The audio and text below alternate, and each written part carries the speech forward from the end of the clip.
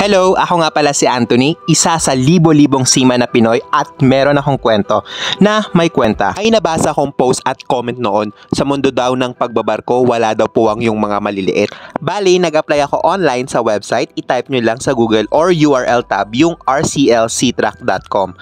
Gawa kayo ng Seatrack account nyo at napakaraming job position ang available na pwede nyong applyan na pasok sa working experience nyo. By the way, yung height ko pala is 5'9". Ang tangkad no, dahil doon tumaas yung confidence level ko.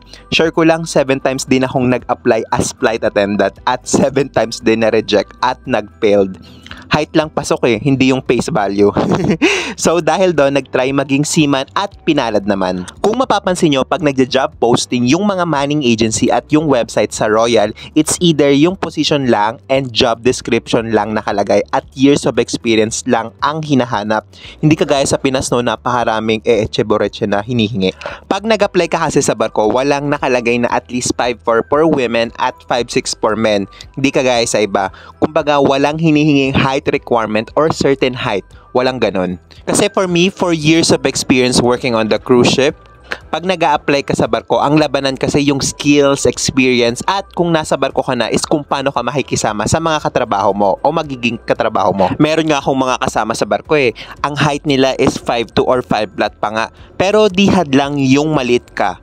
Yes, may advantage yung matangkad ka, pero may advantage din yung mga maliliit. Kaya yung mga nangangamba at natatakot dyan na mag-failed at tsaka ma-reject dahil sa height nila, huwag kayong mawala ng pag-asa kasi kung di nyo susubukan mag-apply, hindi nyo malaman, diba? Sabi nga, sky is the limit.